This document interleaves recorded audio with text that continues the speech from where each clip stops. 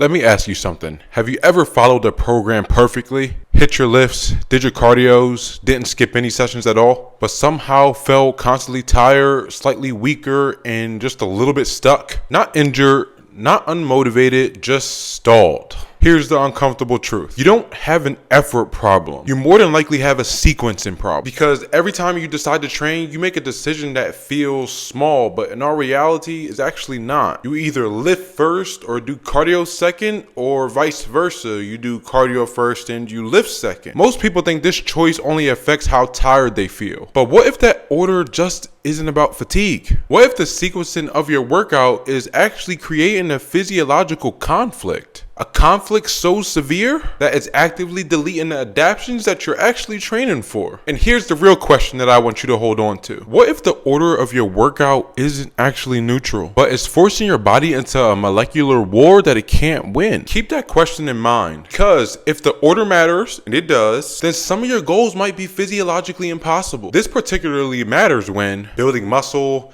getting faster, improving endurance, or losing fat, because your body doesn't necessarily adapt to effort, it adapts to signals. And today you might be sending two different signals. Let's start with the first trap. You hit a heavy leg day, squats, RDLs, lunges, solid session.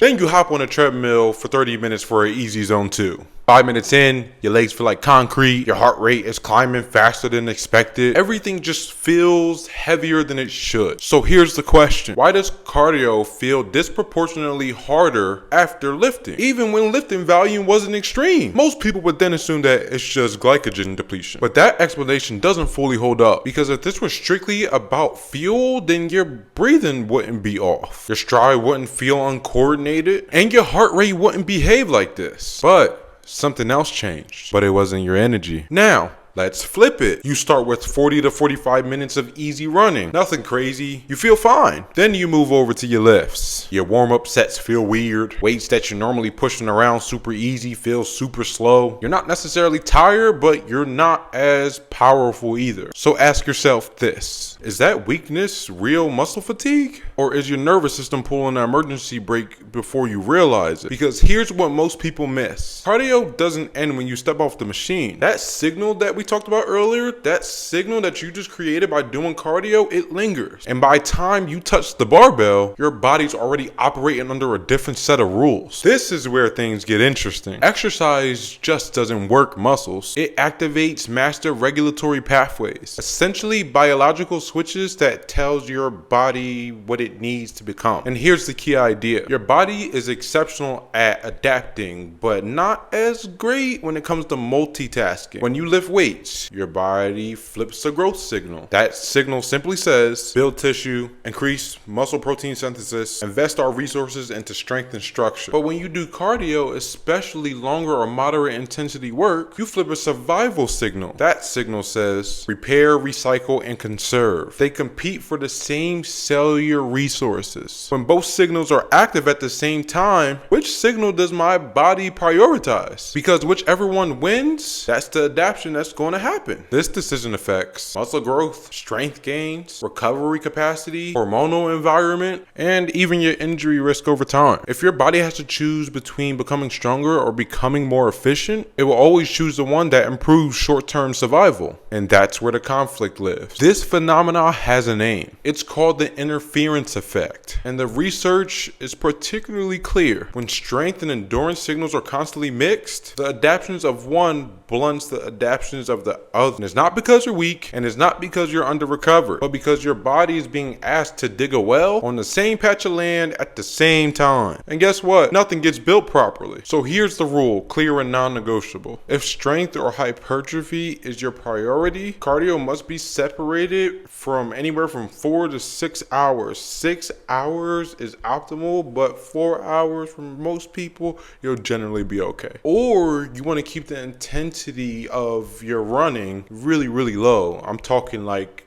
zone 1 low. If endurance is your priority, strength training must be kept at a maintenance volume. You can't be trying to go out there and doing max lifts. This is just simply physiology. So now we can finally have the answer from the beginning. Does the order of your workout matter? And the answer is yes, because that determines what signal that your body receives. And the rule to remember is simple. You cannot tell your body two different things at once. Every session you do needs to have a dominant signal. Everything else is a compromise. If this video helped you understand why you've been stuck, subscribe, because this channel is about training with physiology and just working hard and getting better. See you in the next video.